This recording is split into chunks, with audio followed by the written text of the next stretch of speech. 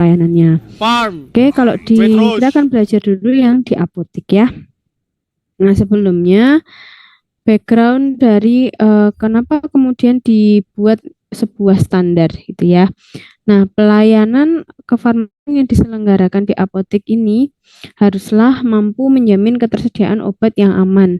Sebenarnya tidak hanya di apotek ya, Dek ya, tapi di unit pelayanan kefarmasian dimanapun pasti harus ya mampu menjamin ketersediaan obat yang aman, bermutu, serta berkhasiat sesuai dengan amanat Undang-Undang Nomor 36 Tahun 2009 tentang Kesehatan. Nah, standar pelayanan kefarmasian ini Permenkes nomor 73 tahun 2016 ya Dek ya, Permenkesnya ya, Juknisnya tahun 2019. Ini harus selalu adik-adik pegang sampai kapanpun ya, sampai Anda sudah menjadi apoteker, sampai nanti lulus ya, sampai sekolah apoteker dan seterusnya. Kenapa? Karena sebelum adanya perundang-undangan yang baru, maka Permenkes ini adalah standar ya yang harus dijalani, yang harus dilakukan oleh yang harus dilakukan oleh dan dipegang teguh oleh apoteker ya. Ini juga nanti pasti sampai adik-adik apoteker, PKP gitu ya, di apotek, di rumah sakit, dimanapun pasti standarnya adalah ini. Ya, jadi nanti kalau misalnya sudah masuk di apoteker, jangan sampai lupa ya bahwa standar pelayanan kefarmasian ini ada standar, ada Permenkesnya dan juga ada Juknisnya. Dan setiap standar sesuai dengan unitnya tadi beda-beda ya Dek, nama nomornya ya. Kalau apotek ini Permenkes nomor 73, kalau di puskesmas nomor 74 ya, di rumah sakit nomor 72 dan lain sebagainya gitu ya. Lalu Permenkes nomor 73 tahun 2016 tentang standar pelayanan kefarmasian di apotek ini adalah dalam rangka untuk peningkatan penggunaan obat rasional ya. Kenapa sih kok sampai pemerintah ya, utamanya Menteri Kesehatan itu Kementerian Kesehatan sampai menciptakan sebuah standar pelayanan tersendiri ya di masing-masing unitnya. Tentu utamanya adalah untuk obat rasional ya, untuk rasionalisasi obat dalam mencapai keselamatan dari pasien. Jadi beberapa tahun terakhir ya Dek itu kefarmasian itu ya sudah berubah orientasinya ya menjadi patient oriented ya. Nah, maka apa bedanya dengan sebelumnya? Kalau sebelumnya itu adalah drug oriented, jadi fokusnya itu adalah terkait dengan penjualan obat. Namun saat ini fokusnya sudah ke patient oriented. Jadi sejauh mana pelayanan kefarmasian itu bisa melayani khusus atau guna kepentingan pasien ya, sehingga penggunaan obat rasional itu menjadi penting. Dan di sini makanya perlu suatu standar ya yang digunakan sebagai acuan dalam pelayanan kefarmasian di apotek. Jadi standar itu adalah maksudnya acuan atau tolak ukur ya yang digunakan sebagai pedoman bagi tenaga kefarmasian dalam menyelenggarakan pelayanan kefarmasian. Oke. Nah, Permenkes nomor 73 tahun 2016 tentang standar pelayanan kefarmasian di apotek ini telah memuat kebijakan pelayanan kefarmasian ya Dek, termasuk ada pengelolaan sediaan farmasi, ada pengelolaan alkes, pengelolaan PMHP, dan sampai ke pelayanan farmasi klinis yang harus dilaksanakan. Karena selain manajerial ya, apoteker itu juga melayani farmasi klinis ya Dek, dan itu menjadi tanggung jawab dari seorang apoteker, baik itu tidak hanya di rumah sakit ya, sama ini yang mungkin banyak bisa dilakukan praktek farmasi klinis memang di rumah sakit, tapi tidak menutup kemungkinan di unit pelayanan kefarmasian lain juga harus dilaksanakan ya, contohnya juga di apotek ini. Fungsi adanya standar acuan ini itu untuk apa? Ya tentu untuk meningkatkan mutu pelayanan, kemudian menjamin kepastian hukum ya bagi tenaga kefarmasian. Kenapa kok menjamin kepastian hukum? Karena di standar pelayanan ini yang sudah dibuat oleh Permenkes ini semuanya memunculkan apa-apa saja yang harus dilakukan dan menjadi tanggung jawab apoteker di tempat prakteknya ya, sehingga ketika ada hal-hal yang dirasa itu menurut masyarakat bukanlah misalnya ya sesuatu hal yang bukan pekerjaannya apoteker tapi dikerjakan, tapi ternyata di Permenkes ada gitu ya, sehingga itu menjadi kepastian hukum. Misalnya home pharmacy care. Nah, home pharmacy care itu di standar pelayanan kefarmasian sudah ada ya. Terus melindungi pasien dan masyarakat dari pengobatan yang tidak rasional, tentu dalam rangka patient safety, tujuan utamanya ya. Baik. Nah, kalau adik-adik buka juknisnya, jadi lebih baik adik-adik selain membaca PPT itu juga membuka sendiri juknisnya ya. Juknisnya sepertinya pasti sudah punya dan harus punya semua ya juknisnya ya. Tuh yang tadi ada di slide nomor 2 bentuk PDF-nya, dan itu di semua di internet sudah ada Dek. Jadi adik-adik ketik saja di Google ya. Juknis standar pelayanan kefarmasian di apotek. Itu nanti pasti keluar. Dan covernya seperti yang di slide nomor 2 itu ya. Nah, di situ standar pelayanan kefarmasian di apotek itu terbagi menjadi 2 ya adik-adik ya. Terbagi menjadi 2, yaitu ada namanya dari aspek manajerial, yang kedua ada farmasi klinis ya. Dan untuk ruang lingkup pedoman yang pertama ini ada dari aspek manajerialnya.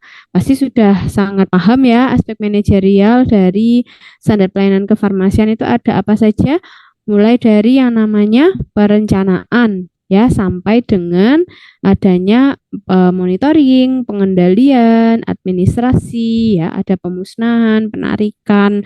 Nah, itu adalah semua hal-hal yang bisa dilakukan atau tanggung jawab apoteker di unit manajerial ya, untuk aspek manajerial dari unit pelayanannya. Misal, jadi urut ya, mulai dari perencanaan.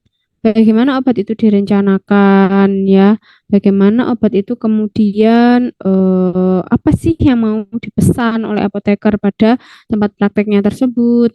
Kemudian setelah adanya perencanaan itu apa saja yang akan dipesan, bagaimana cara pengadaannya. Nah, itu berarti masuk ke dalam bagian aspek pengadaan. Setelah tahu ya, oh sudah diadakan nih, bagaimana cara pengadaannya? Misalnya menggunakan sebuah surat pesanan.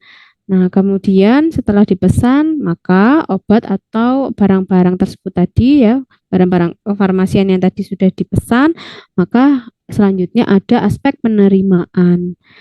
Bukan hanya menerima seperti menerima kalau adik-adik Shopee gitu ya, terus menerima di rumah, lalu kemudian disimpan. Nah, tapi ada beberapa catatan, ada beberapa langkah-langkah yang harus dilakukan oleh apoteker ya, ataupun TTK ya, adik-adik farmasis ketika melakukan penerimaan. Misalnya dengan melakukan pengecekan ya. Kemudian setelah diterima, maka disimpan. Nah, pada proses penyimpanannya juga tentu ada beberapa cara ya yang harus dilakukan. Tidak hanya kemudian dimasukkan ke dalam gudang, disimpan terus ditumpuk-tumpuk gitu ya, tetapi ada cara atau ada beberapa metode yang bisa dilakukan untuk penyimpanan. Kenapa? Karena obat, kemudian alkes, PMHP itu kan bukan barang sembarangan ya, sehingga ketika penyimpanannya tidak benar, maka pasti ada kerusakan dan bisa menimbulkan kerugian. Yang dirugikan tidak hanya seller ataupun apoteker yang ada di situ ya, tetapi juga pasien. Kemudian kalaupun misalnya ada pendistribusian, ini coba nanti dicek lagi ya Dek, ya di bagian juknisnya untuk apotek itu sebenarnya tidak ada pendistribusian dalam arti pendistribusian secara masif ya Dek ya, atau secara besar-besaran itu tidak ada ya. Distribusian di sini itu adalah maksudnya kalaupun ada itu distribusi dari apotek ke pasien itu saja. Tetapi distribusi secara masif seperti misalnya distributor atau BBF gitu ya, itu tidak bisa dilakukan di unit apotek ya. Kemudian pemusnahan dan penarikan, pengendalian, dan ada aspek administrasi. Nah, jadi dari masing-masing ini adik-adik pasti tentunya harus memahami gitu ya. Kalau misalnya tidak bisa memahami dari aspek-aspek ini, maka nanti ketika bekerja di apotek tidak paham, atau ketika nanti misalnya adik-adik apoteker PKP ya, menjadi salah satu PKP wajib ya, PKP apotek, tapi belum paham nih aspek manajerial di apotek itu apa-apa saja, bagaimana cara menerapkannya. Tentu nanti menjadi problem ya. Kenapa? Karena kan belajar dari S1 ya sudah selalu kami berikan apa namanya terkait dengan aspek-aspek pelayanan farmasian ya, standar pelayanan kefarmasian, tapi terus lupa gitu ya, tidak dibuka lagi. Nah, itu menjadi suatu hal yang merugikan. Nah, kemudian itu tadi dari aspek manajerialnya. Sedangkan kalau dari kajian farmasi klinisnya ya yang bisa dilakukan di apotek itu juga ada banyak sekali ada ya yang bisa dilakukan ya. Tetapi terkadang prakteknya itu kembali lagi ke apoteker yang ada di apotek. Misalnya di sini ada pengkajian dan pelayanan resep serta dispensing. Nah, dua hal ini adalah pasti hal yang sangat wajib ya yang bisa dilakukan apoteker ataupun farmasis di apotek. Pengkajian dan pelayanan resep, kemudian dispensing, peracikan obat yang ada dari resep tadi, kemudian pelayanan swamedikasi gitu ya.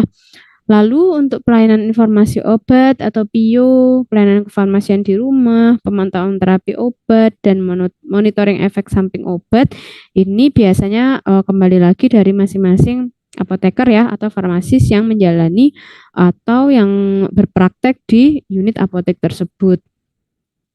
Tapi biasanya untuk pelayanan informasi obat ini setiap apotek ada ya biasanya, misalnya ada pelayanan informasi obat yang bisa dilakukan itu contoh kecilnya ya dengan memberikan atau membuat sebuah brosur kesehatan, terus membuat leaflet ya, poster, kemudian memberikan informasi obat secara digital, misalnya ada pasien yang bertanya atau ada keluarga pasien yang bertanya kepada adik-adik apoteker, terus kemudian Anda menjawab gitu ya, atau barangkali dari keluarga adik-adik.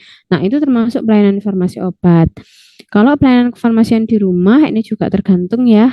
Pemantauan terapi obat dan meso ini biasanya jarang sekali dilakukan di apotek, tapi tidak menutup kemungkinan ketika nanti adik-adik mau berpraktek ya, terus mau mencetuskan sebuah apotek yang patient oriented, sehingga pasien itu akan terus kembali ke Anda ya, misalnya, dan tidak hanya memberikan pelayanan resep, swamedikasi itu sudah hal yang sangat biasa ya.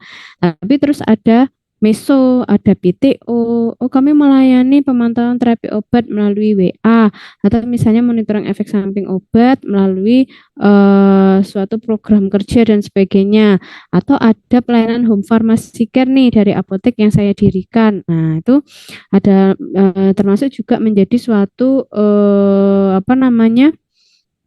Suatu kelebihan gitu ya dari apotek. Kenapa? Karena masih sedikit apotek-apotek yang mempraktekkan hal tersebut. Padahal itu di Juknis ya, di PMK itu sudah ada ya menjadi standar ya yang dilakukan apoteker di apotek. Oke, sebenarnya pelayanan kefarmasian itu apa sih? Nah, pelayanan kefarmasian adalah suatu pelayanan langsung dan bertanggung jawab pada pasien yang berkaitan dengan sediaan farmasi dengan maksud mencapai hasil yang pasti untuk meningkatkan mutu kehidupan pasien ya. Jadi apa namanya pelayanan secara langsung dan bertanggung jawab ya pada pasien. Untuk apa? Ya untuk tentu terkait dengan penggunaan obat-obatnya, yaitu tujuannya apa?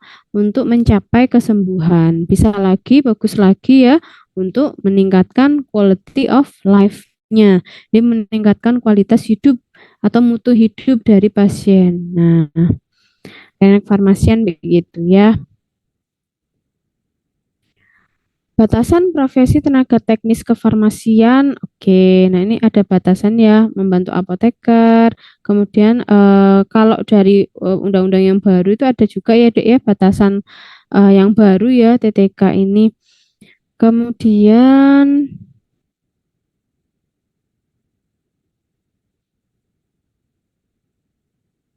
ini sudah. Oke, dimulai dari yang namanya perencanaan ya adik-adik ya. Baik, untuk perencanaan itu jadi gini Dek, kalau mengingat aspek manajerial di apotek itu apa saja sih? Jadi buatlah seperti siklus ya, kalau digambarkan di dalam otak ya Dek. Atau kalau kamu mencatat gitu ya, itu gambarkan di dalam otakmu itu bahwa ini adalah suatu siklus yang terus-terusan terjadi. Mulai dari apa? Perencanaan sampai dengan misalnya pemusnahan gitu ya. Mengingatnya mudah saja ya, Dek. Sama seperti kalau kita mau melakukan sebuah kegiatan. Ya, atau misalnya Adik-adik mau liburan deh. Yang pasti yang dilakukan pertama kali adalah tentu nggak langsung kemudian ke tempatnya kan, Dek. Jadi kan pasti ada perencanaan di sana. Jadi rencananya nih gimana nih? Kita mau misalnya bersama-sama temannya gitu ya. Kita mau berangkat via apa? Misalnya mau pakai pesawat atau mau pakai jalur darat atau nanti mau naik kapal dan sebagainya gitu ya. Terus nanti kita mau nginap di mana? Kita mau makan apa? Kita mau makan apa? Kemudian kita nanti mau apa namanya? Mau melakukan apa saja nih di tempat wisata kita. Nah, itu kan namanya adalah perencanaan, gitu ya. Jadi tahap awal suatu sediaan itu apa namanya ada gitu ya untuk bisa ada di apotek itu adalah yang namanya dengan perencanaan dulu. Nah, terkadang perencanaan ini juga bisa bermacam-macam dek caranya. Misalnya ada yang dengan just in time gitu ya, dengan kemudian melihat dari metode apa namanya dari barang-barang sebelumnya. Biasanya yang paling sering itu ya yang konsumsi namanya ya. Nah, di dalam metode-metode itu terserah apoteker mau pakai yang mana ya. Kembali lagi dari kesesuaian apa namanya di tempat prakteknya yang memudahkan yang mana ya. Nah, tahapan perencanaan tentu ada berbagai macam ya, Dek. Di sini misalnya persiapan, kemudian pengumpulan data, perhitungan kebutuhan, evaluasi, terus jika ada revisi terkait rencana kebutuhan obat juga bisa dilakukan. Untuk persiapan misalnya menyusun daftar spesifik mengenai kebutuhan yang akan direncanakan. Misalnya obat apa sih yang habis gitu ya. Biasanya adik-adik kalau di apotek ketika melihat apotekernya ada kalau mau pesan obat gitu ya, kalau mau pesan kepada PBF atau sales, dilihat obat mana yang habis ya. Terus di situ juga ada pertimbangan yang lain ya, misalnya safety stoknya, apakah ada stok pengaman nih untuk obat-obat tersebut yang habis tadi. Kemudian,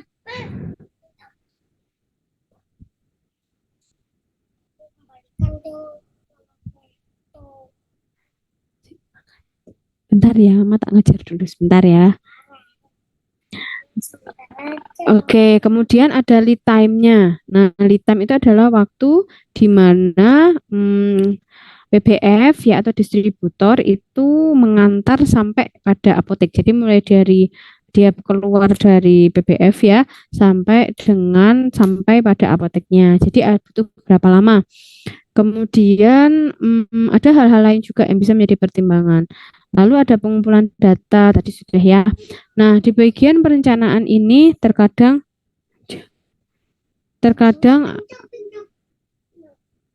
nah, contohnya ini ya, Dek, misalnya dengan metode perhitungan kebutuhan. Ada metode yang namanya metode konsumsi. Nah, jadi metode konsumsi ini dengan rumus ya A sama dengan B plus C plus D minus E. Nah, untuk apa namanya metode konsumsi ini biasanya yang banyak keluar ya, Dek. Jadi kalau misalnya di apa namanya ujian akhir apoteker itu kan adik-adik biasanya ada ujian nasionalnya ya. Nah, itu untuk standar pelayanan kefarmasian aspek manajerial ini pasti keluar ya. Jadi adik-adik makanya dari S1 itu tolong sebisa mungkin Anda sudah memahami. Jadi nanti di apoteker tidak mengulang lagi. Ya, metode konsumsi misalnya A itu kan rencana pengadaan ya. Kemudian B plus C plus D. B itu pemakaian rata-rata per bulannya. C itu buffer stock, atau safety stock yang ada.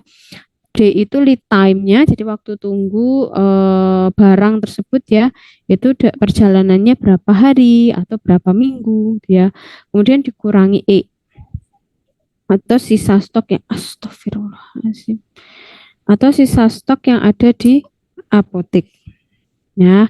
Nah, misalnya begini, Anda memiliki kasus ya, misalnya Anda sebagai apoteker di apotek itu sekarang sedang melakukan yang namanya perencanaan. Nah, perencanaan kebetulan yang saat ini habis itu adalah paracetamol 500 mg. Nah, pemakaian rata-rata per bulan paracetamol ini adalah 1000 tablet atau misalnya 100 strip gitu ya. Kemudian safety stock yang ada di apotek itu adalah misalnya 100 misalnya sekarang 100 tablet. Lead time-nya adalah 2 hari dan sisa stoknya itu adalah saat ini masih ada misalnya 50 tablet gitu. Nah, berapakah bagaimana rencana pengadaannya? Ya, jadi berapa yang harus diadakan oleh apoteker tersebut. Nah, jadi nanti dari situ bisa mendapatkan berapa rencana pengadaannya. Itu untuk metode konsumsi ya. Nah, di ujian KAI biasanya sering keluar ini ya metode konsumsi ini. Kemudian ada metode morbiditas, ini berdasarkan penyakit, metode proxy consumption. Terus juga ada analisa rencana kebutuhan sediaan farmasi dengan analisis ABC VEN atau analisis kombinasi antara ABC dengan VEN. Jadi kalau ABC VEN, kalau ABC itu berdasarkan kelompok ya Dek ya. Nah, kelompoknya ini adalah berdasarkan penggunaan dana yang ada. Jadi analisis ABC VEN kombinasi ini juga masuk ke silabus ujian akhir apoteker ya Dek ya. Jadi maksudnya di sini adalah kelompok-kelompok yang dibuat ya sesuai dengan kebutuhan atau penyerapan dana yang ada. Misal kelompok A. Kelompok A itu adalah sediaan jenis farmasi yang jumlah nilai rencana pengadaannya menunjukkan penyerapan dana sekitar 70% dari jumlah dana obat keseluruhan yang dimiliki. Jadi kelompok A ini tuh adalah kelompok-kelompok obat yang pembeliannya itu membutuhkan dana sampai 70% dari seluruh totalnya. Ya, misalnya punya uang nih 10 juta. Nah, ternyata 7 jutanya itu adalah untuk melakukan pengadaan atau pembelian obat-obat pada kelompok A, gitu ya. Kalau kelompok B ini adalah yang hanya menyerap sebesar 20%. Jadi hanya 2 juta. Kemudian kalau kelompok C ini adalah yang paling kecil ya, yaitu 10%. Misalnya tadi kita analogikan punya uang 10 juta, maka kalau kelompok C ini adalah kelompok yang 1 jutanya. Ya, jadi dikelompokkan berdasarkan penyerapan dana itu adalah kelompok ABC. Sedangkan kalau analisis VEN ini adalah analisis VEN juga masuk di blueprint UKAI ya. Nah, salah satu cara untuk meningkatkan efisiensi penggunaan dana sediaan farmasi yang terbatas dengan mengelompokkan sediaan farmasi berdasarkan manfaat dari tiap jenis sediaan farmasi tersebut. Misalnya V itu adalah vital. Artinya apa? Obat-obat yang mampu menyelamatkan jiwa. Jadi indikasinya itu benar-benar life saving drugs ya. Contohnya adalah obat shock anafilaksis. Terus ada kelompok E. VEN, E-nya itu adalah esensial. Kelompok sediaan farmasi yang bekerja pada sumber penyebab penyakit dan paling dibutuhkan untuk pelayanan kesehatan. Misal, sediaan farmasi untuk pelayanan kesehatan pokok ya. Jadi misalnya antidiabetes, analgesik, antikonvulsif, terus sediaan farmasi untuk mengatasi penyakit penyebab kematian terbesar. Itu biasanya ada di golongan esensial. Kalau yang N atau non esensial ini adalah penunjang ya, yang biasanya kerjanya ringan dan biasa dipergunakan untuk menimbulkan kenyamanan atau untuk mengatasi keluhan ringan. Misalnya apa? Misalnya suplemen atau multivitamin ya. Jadi VEN itu berdasarkan penggunaannya. Kemudian kalau kombinasi berarti ada kombinasi antara ABC dengan VEN. Misalnya punya penyerapannya itu adalah 80%. Kemudian dia adalah termasuk di kelompok-kelompok yang multivitamin. Berarti dia termasuk di apa nih? Apakah VA, apakah VB atau VC? Atau NA, NB, NC gitu ya. Jadi memahaminya adalah dikembalikan lagi di masing-masing definisinya kemudian dikombinasikan. Oke, tadi setelah adanya perencanaan, maka ada tahapan berikutnya, tahapan yang penting kedua yaitu pengadaan. Pengadaan merupakan kegiatan untuk merealisasikan kebutuhan tadi yang telah direncanakan dan disetujui melalui sebuah pembelian. Pengadaan kalau di apotek menggunakan yang namanya blanko surat pesanan, ya. Kalau di puskesmas, apakah bisa menggunakan surat pesanan? Kalau di puskesmas beda lagi ya. Surat pesanan dibuat sekurang-kurangnya rangkap 2 serta tidak dibenarkan dalam bentuk faksimil dan fotokopi ya. Jadi harus asli blanko SP dari apotek tersebut ya. Satu rangkap surat pesanan diserahkan pada biasanya sales ya atau distributor dan satunya sebagai arsip apotek. Nah, SP narkotika itu hanya bisa diperoleh dari PT Kimia Farma. Jadi SP itu Dek biasanya ada 5 jenis.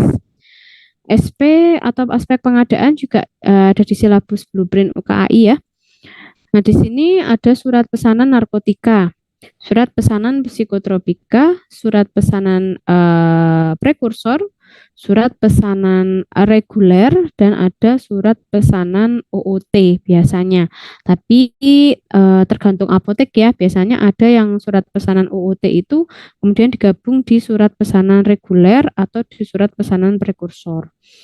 Nah, terus tadi ada surat pesanan atau SP psikotropika ya. Terus juga ada surat pesanan prekursor. Nah, biasanya SP ini juga muncul kalau adik-adik yang sudah preskripsi ya atau yang saat ini preskripsi, nanti pasti di OSC akan ada praktek menulis surat pesanan.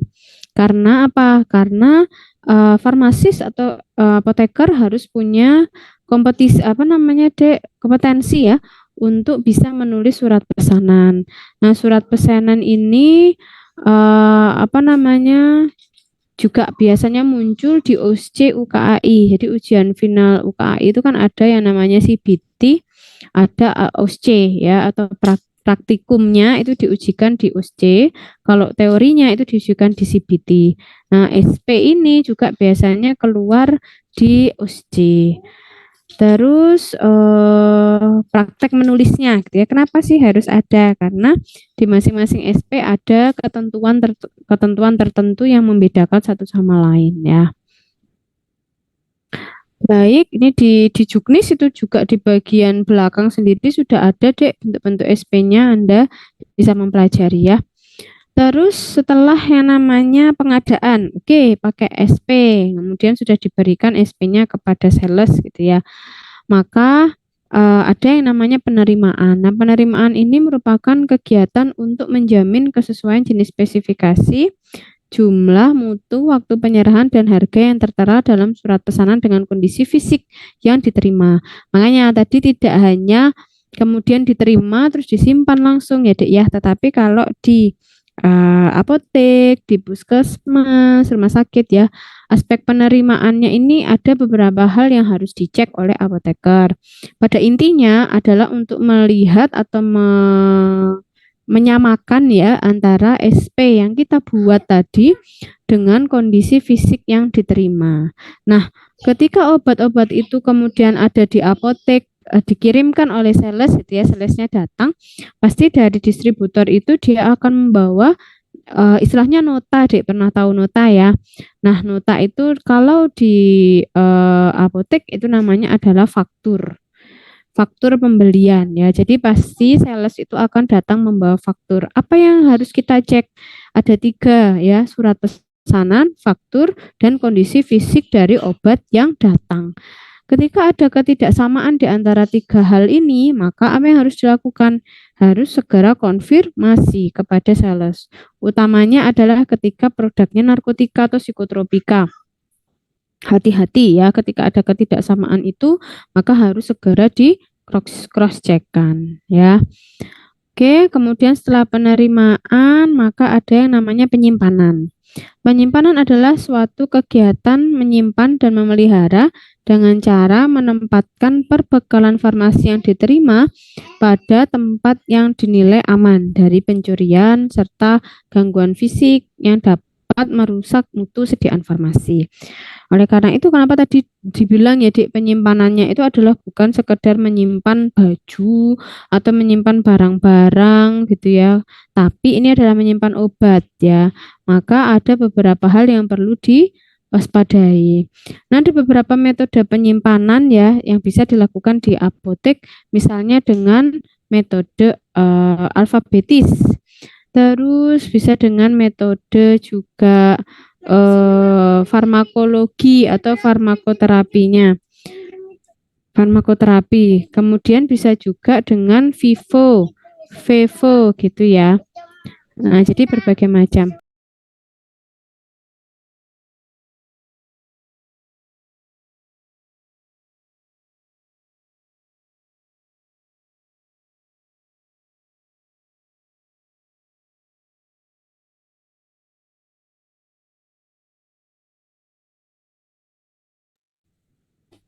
Kemudian tadi ada vivo ya, ada juga misalnya aspek farmakoterapi ya, alfabetis misalnya mau diurut dari A allopurinol sendiri gitu ya, kemudian sampai kepada yang paling akhir.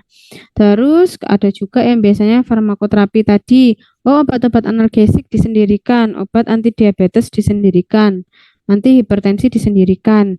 Kemudian ada bentuk sediaan gitu ya, ada yang misalnya cair sendiri, ada yang semi solid sendiri. Nah, kemudian ada juga yang tadi berdasarkan golongan obatnya ya, ada yang kalau misalnya itu adalah obat keras di belakang gitu ya, terus ada yang obat bebas terbatas bisa di lemari depan. Tujuannya tentu untuk mutu ya, menjamin mutu.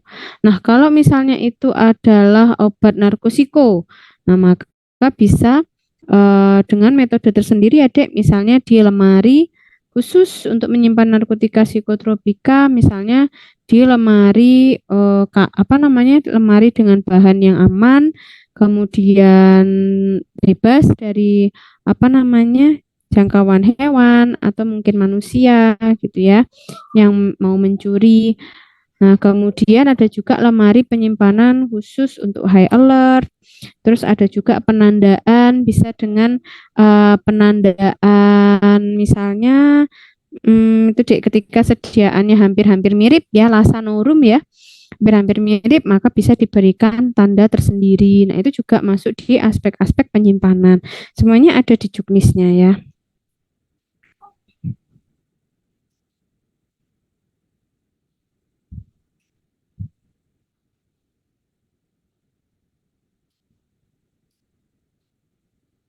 Oke. Ini tadi ya yang aspek-aspek khusus ya, Dek ya, misalnya obat high alert. Terus ada juga yang punya lasanorum. Kemudian nama dan bentuknya serupa gitu ya, mirip ya. Contohnya di sini adalah yang perlu diwaspadai, misalnya obat risiko tinggi, terus obat dengan nama kemasan label sama, natrium klorida dengan konsentrasi yang lebih dari 0,9% dan magnesium sulfat injeksi. Jadi ada beberapa penyimpanan khusus. Ini ya contoh gambarnya ya, Dek ya. Ini di juknis ada ya. Nah, contoh lemari penyimpanan untuk obat high alert ada sendiri. Bu, misalnya kita nggak bikin sampai lemari khusus high alert ya. Misalnya kalau di apotek tuh soalnya obat-obat yang termasuk ke high alert itu biasanya tidak terlalu banyak. Misalnya golongan anti diabetes cefalosporin. Nah, itu pasti banyak ya di apotek. Nah, itu bisa dengan pelabelan saja. Pokoknya menandakan bahwa obat ini adalah harus ada kewaspadaan tinggi. Dari siapa? Dari nakes yang ada di situ gitu ya. Terus juga misalnya tadi yang LASA dengan ada penandaan oh ketika ada Lassa, misalnya nih yang sebelah kanan ya, gambar yang sebelah kanan ya. Contohnya tuh ada diklofenak sodium yang 50 miligram sama ada yang 25 miligram. Bentuknya tuh benar-benar mirip ya adik-adik ya. Jadi yang membedakan tuh apa sih? Yang membedakan itu hanya tulisan kekuatannya tuh, Dek. Misalnya di situ ada 25 miligram, satunya 50 ya sudah. Yang lainnya sama. Nah, ketika kita tidak memperhatikan itu, maka bisa menjadi suatu kekeliruan ya atau medication error. Nah, itu yang menjadi hal yang harus kita hindari. Kenapa? Karena itu bisa menjadi kelalaian apoteker di sana. Seharusnya pasien biasa minum yang apalagi itu misalnya anti hipertensi atau misalnya anti diabetes ya cukup sangat membahayakan ya ketika kekuatannya diberikan berbeda dengan apa yang sudah biasa dia minum. Sehingga untuk menghindari itu apa? Bisa dengan diberikan catatan atau stiker gitu ya. Nah, contohnya ini ya gambar nomor 7. Jadi contoh label Lasa ini juga sudah diatur ya di juknisnya ya. Apa namanya untuk bisa kemudian ditempel pada kardus tempat Anda menyimpan obat itu. Maksudnya apa tuh ditempel seperti ini? Ya sama seperti bentuk kewaspadaan. Ya hati-hati bahwa ini adalah Lasa yang mana obat itu mirip, jadi harus dicek kekuatannya, dicek namanya gitu ya. Misalnya di situ yang gambar nomor 5 ada cefepime sama cefpirom. Keduanya itu sama-sama antibiotik, tapi ternyata berbeda ya. Nah, maka ini juga menjadi Lassa. Jadi harus ada pengecekan. Gambar nomor 7 contoh labelnya sebenarnya kalau misalnya mau ditandai ya Dek ya itu yang hijau misalnya mau untuk yang dengan komposisi kandungan yang lebih tinggi, nanti yang kuning yang lebih rendah itu tidak ada patokan tertentu. Jadi biasanya teman-teman yang praktek di apotek atau di puskesmas itu akan memberikan warna-warna ya, tapi pokoknya ada tulisan Lasa di sana sehingga menandakan bahwa oh produk ini adalah looks alike, sound alike, perlu kewaspadaan. Oke, ini penyimpanan narkotika, psikotropika, prekursor, pemusnahan ya adik-adik baca sendiri adik. Nah, oh ya, untuk pemusnahan yang perlu digarisbawahi adalah berita acara. Nah, pemusnahan, penyimpanan ini tadi adik, penerimaan itu hampir selalu keluar di OSC. Jadi tapi prakteknya ya, tapi kalau di CBT sih biasanya juga keluar ya Dek di teorinya. Jadi prakteknya adik-adik diminta membaca sebuah kasus, kemudian nanti diminta mempraktekkan ketika Anda sebagai apotekernya itu harusnya seperti apa ketika menghadapi masalah tersebut. Contoh biasanya yang pernah keluar itu adalah penyimpanan. Jadi ada beberapa obat di atas meja gitu ya. Kemudian kasusnya adalah Anda sebagai apoteker diminta untuk menyimpan sesuai dengan metode penyimpanan yang ada sesuai dengan kandungan ya dari obat tersebut. Nah, ada yang misalnya dimasukkan di Lasa, ada yang harusnya itu di high alert. Ya, jadi masing-masing calon apoteker ini harus punya kompetensi apa? Memahami golongan obatnya, kemudian mengerti indikasinya gitu ya. Kemudian sampai mengerti bagaimana cara penyimpanannya. Jadi itulah fungsi dari USC. Oleh karena itu makanya di sini tujuannya adalah memahamkan ya kepada adik-adik bahwa penyimpanan ini juga ada bagaimana cara cara-cara tertentunya untuk bisa menyimpan. Kalau untuk pemusnahan ke berita acara biasanya. Jadi pemusnahan itu juga pasti ada administrasinya ada ya, ada surat-suratnya. Nah, misalnya untuk narkotika, berita acaranya siapa saja yang bisa yang wajib hadir ya, misalnya harus ada dinkes di sana, harus ada apoteker, harus disaksikan oleh saksi siapa saja. Berbeda dengan ketika memusnahkan asam mefenamat misalnya obat keras dibandingkan dengan ketika harus memusnahkan narkotika atau harus memusnahkan diazepam yang itu adalah psikotropika. Nah, pasti berbeda berita acaranya. Nah, itu yang sering sekali adik-adik itu kurang benar biasanya ya. Ada yang masih keliru. Siapa yang menyaksikan ketika pemusnahannya narkotika? Siapa yang menyaksikan ketika itu hanya misalnya vitamin-vitamin gitu ya. Nah, itu di OSC sangat sering keluar ya terkait dengan berita acara. Penarikan, ini ada yang voluntary recall, ada yang mandatory recall ya. Oke, ini ada format contoh berita acaranya ya adik-adik ya, kalau mau belajar.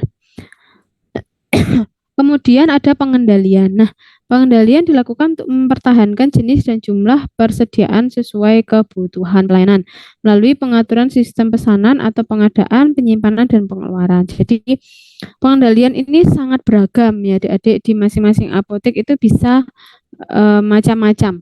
Misalnya kartu stok, contoh yang paling sering yang ada ya. Kartu stok pasti ada. Jadi untuk mencatat keluar hari ini obat itu keluar berapa, kemudian nanti sisa berapa gitu ya. Dan itu termasuk juga di pencatatan. Kemudian ada pelaporan ya. Pelaporan bisa bentuk internal, bisa pelaporan eksternal. Oke, ini tadi yang kartu stok.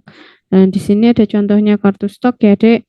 Nah, kalau untuk kartu stok narkotika atau psikotropika itu biasanya diminta menambahkan dokter ya, misalnya resep, misalnya ada kodein, keluar satu strip. Nah, dari dokter siapa, untuk siapa alamatnya dan nomor teleponnya dituliskan, terus untuk keluhannya apa. Jadi biasanya dari Dinkes ya, ketika adik-adik melayani narkosiko diminta selengkap itu. Nah, ini adalah pelaporan untuk narkotika psikotropika ya Dek, yang harus kita laporkan kepada BPOM dan kepada kementerian. Jadi ini banyak tembusannya ya. Biasanya adik-adik di apoteker itu belajar SIPNAP ini. Nah, SIPNAP ini yang bisa masuk hanyalah apoteker penanggung jawabnya saja di apotek tersebut. Oke, sisa waktu kita akan membahas terkait dengan pelayanan farmasi klinis. Baik, dari aspek manajerial, adik-adik ada yang ditanyakan? Silakan. Dari aspek manajerial, tadi ada mulai dari perencanaan sampai ada pelaporan ya. Oke, kalau tidak ada, kita lanjutkan ke aspek farmasi klinisnya.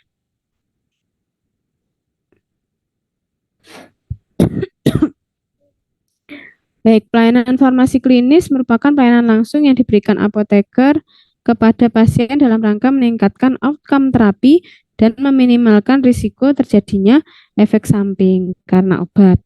Untuk tujuan apa? Keselamatan pasien sehingga quality of life-nya terjamin. Untuk memberikan pelayanan farmasi klinik pada pasien dengan efektif dan efisien serta tepat sasaran, perlu dilakukan seleksi terhadap pasien yang diprioritaskan untuk menerima pelayanan farmasi klinik. Khususnya untuk kegiatan konseling, PIO, ya, home pharmacy care. Jadi bisa mulai dari seleksi pasien ini ya. Misalnya pasien pediatri, pasien anak-anak, kemudian pasien geriatri, pasien yang ternyata polifarmasi ya, di resepnya itu ternyata banyak diresepkan obat-obatan. Terus pasien yang mendapat obat dengan indeks terapi sempit, pasien penyakit kronis atau penyakit dengan pasien dengan obat kemoterapi. Jadi ada beberapa hal ini yang kemudian bisa dijadikan untuk pasien konseling, PIO, home pharmacy care, ya, ataupun PTO. Nah, untuk pengkajian dan pelayanan resep pasti sudah di luar kepala lah ya adik-adik ini ya. Jadi untuk pelayanan resep ini tentu ada yang namanya pengkajian ya. Di awal ada 3 aspek ya Dek. Ada administrasi, farmaseutik sama klinis. Ini jangan tertukar-tukar ya. Pokoknya kalau farmaseutik itu terkait dengan obatnya, cara penggunaannya, aturan minumnya, ya, stabilitas, cara penyimpanannya, bentuk kekuatan sediaannya, jumlahnya ya. Kalau administratif terkait dengan dokternya, kemudian tanggal resep, dari pasiennya seperti apa. Kalau aspek klinis berarti terkait dengan ketepatan indikasi, dosisnya, ya, duplikasi pengobatan, alergi, kontraindikasi, sampai interaksi obatnya. Oke, ini untuk alur resep ya, Dek ya. Kita lanjutkan saja. Dispensing tentu juga sudah biasa ya Adik-adik di Fordas ya untuk melakukan dispensing, terus di preskripsi kan diulangi lagi ya. Nah, jadi bagaimana menyiapkan obat itu ya Dek supaya bisa sesuai dengan resep. Lalu ada PIO. Nah, di sini PIO merupakan kegiatan yang dilakukan apoteker dalam penyediaan dan pemberian informasi mengenai obat yang tidak memihak. Nah, bedanya apa nih PIO dengan konseling? Ada yang tahu Adik-adik? Bedanya PIO dengan konseling?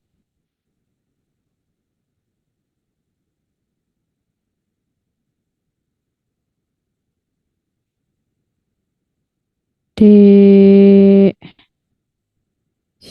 Dek Aditya Nabel. Bedanya apa, Dek? PIO sama konseling, Dek.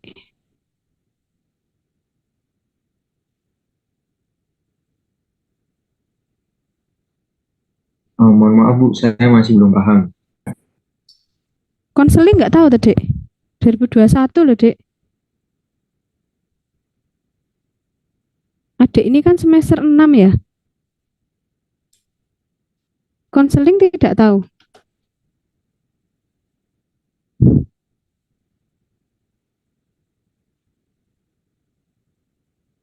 Dek Nabil.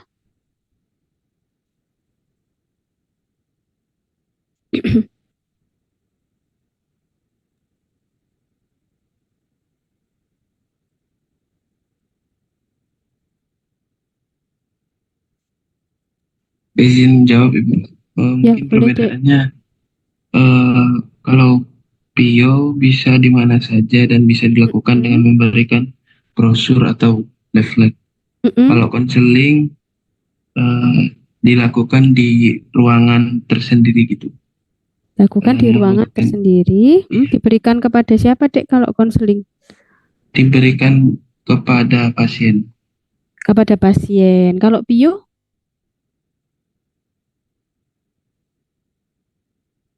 PIO bisa nggak orang lain, tidak harus pasiennya. Bisa Ibu ke umum. Ke umum, betul ya. Oke. Jadi ya, jadi kalau konseling itu khusus terapi ya, Dek ya. Terapi yang sedang dilakukan oleh pasien tersebut. Dek Salsa, saya kirim SS-an ya untuk kamu absensi ya. Ibu.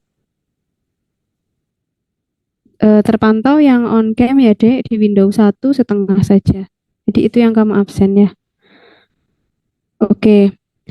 Nah, tadi ya Dek ya, untuk konseling, benar ya Dek Nabil. Jadi kalau konseling itu adalah seperti pemberian informasi, betul.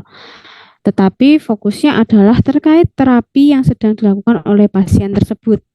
Ya, jadi pasiennya itu minum obat apa, penyimpanannya bagaimana, aturan minumnya, penggunaannya, sampai nanti barangkali ada efek samping gitu ya yang mungkin bisa terjadi ataukah efek samping yang aktual dan bagaimana penanggulangannya dan sebagainya. Jadi apapun A sampai Z terkait dengan terapi pasien. Sedangkan kalau PIO tadi benar bisa diberikan kepada siapapun, ya tidak menutup kemungkinan tidak hanya pasien saja, tetapi bisa misalnya bapakmu, ibumu gitu ya, atau mungkin dari temanmu yang dokter atau teman yang perawat, nakes yang lain gitu ya. Nah itu bertanya terkait dengan penggunaan obat nih, bertanya tentang informasi obat sama kamu sebagai apoteker ya, maka itu termasuk PIO gitu ya. Jadi apa namanya, siapapun tentang apapun itu bisa menanyakan kepada apoteker ya terkait informasinya, itu termasuk PIO. Dengan konseling itu fokus pada terapinya.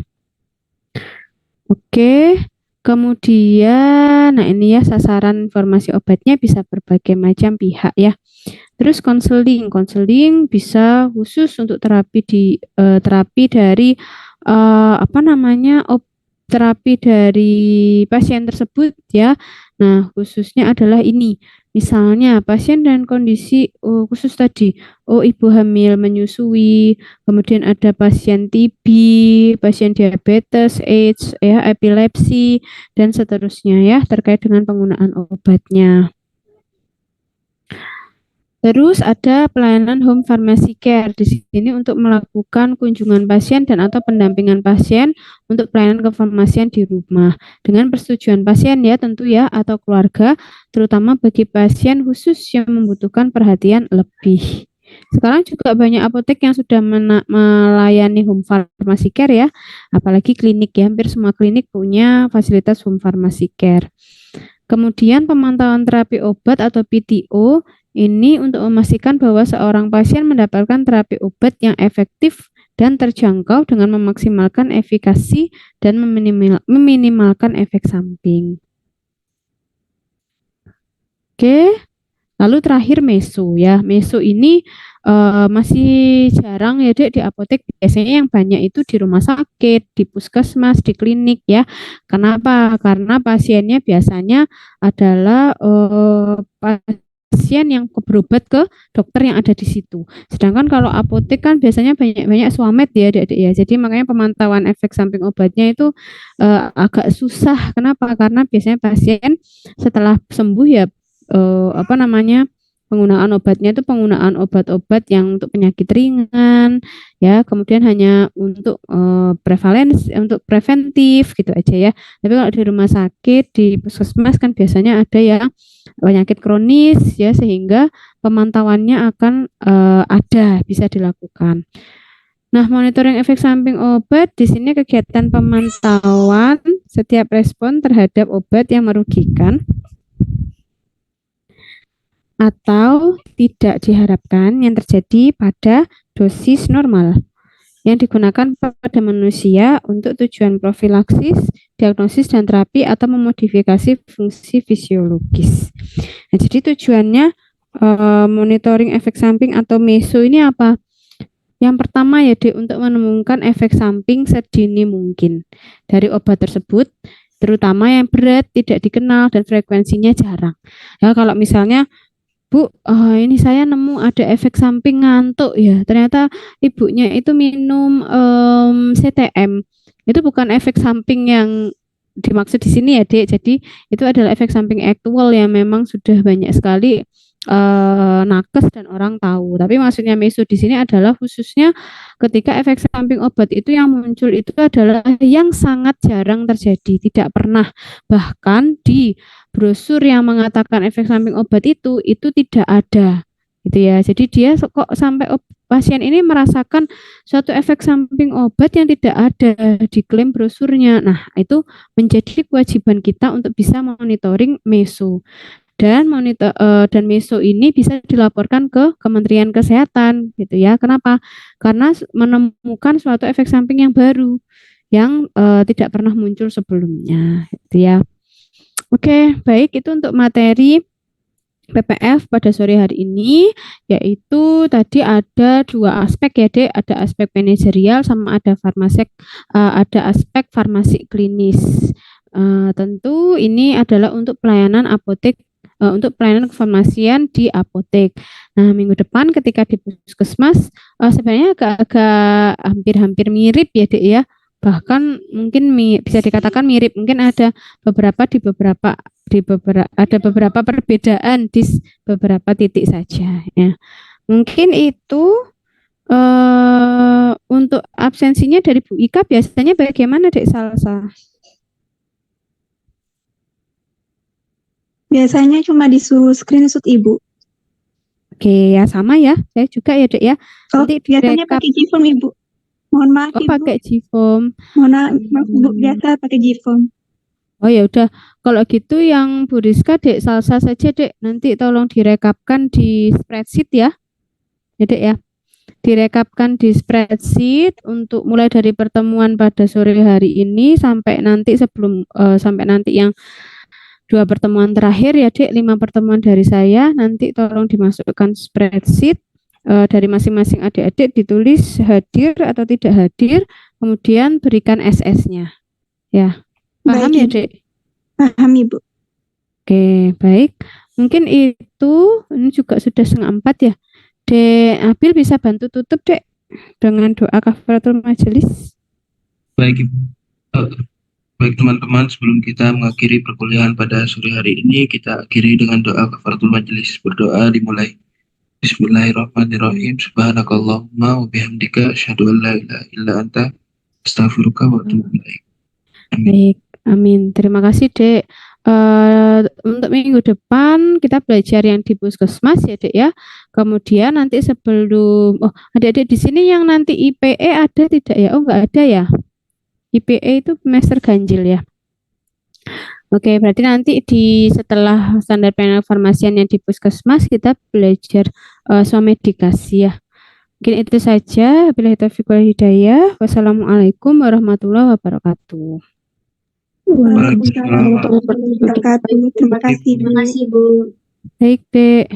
Sama-sama.